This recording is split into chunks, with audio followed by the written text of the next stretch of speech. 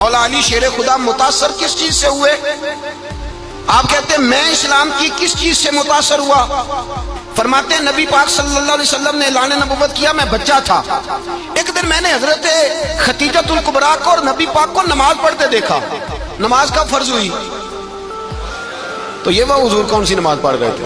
हम तो फर्ज होने के बाद नहीं पढ़ रहे और रसूल पाक फर्ज होने से पहले नमाज अदा फरमा रहे, फर्ज होने से पहले। और हजरत अली का मैंने कौल सुनाया था।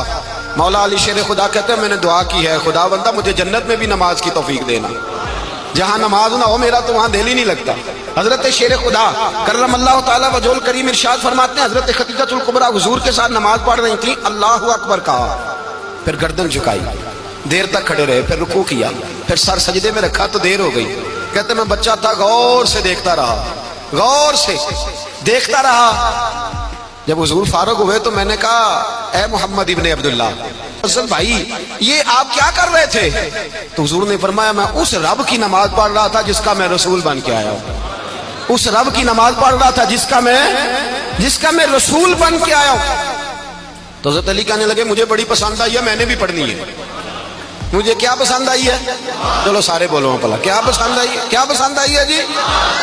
दुआ करें सारे मुसलमानों को नमाज पसंद आ जाए, आमीन तो कहना, सबको नमाज पसंद आ जाए। अल्लाह करे ऊपर जितनी माएँ बहनें बैठी हैं सबको नमाज पसंद आ जाए और अपने बच्चों को भी वो नमाज का आदी बना दें। नबी करीम सैयद आलम नूर मुजस्सम सल्लल्लाहु अलैहि वसल्लम हजरत अली कहने लगे कि हुजूर मुझे पसंद आई है, मैंने भी पढ़नी है। क्या? नमाज। हुजूर ने फरमाया कलमा पढ़, तू भी नमाज पढ़नी शुरू कर दे। और फिर चुपके से हुजूर ने कान में कहा, फरमाया अपने अब्बा जी से मशवरा कर ले, कलमा पढ़ते वक्त मशवरा कर ले। जनाब अली कहते हैं मैं गया जनाब अबू तालिब के पास, मैंने कहा मैंने कलमा पढ़ना है।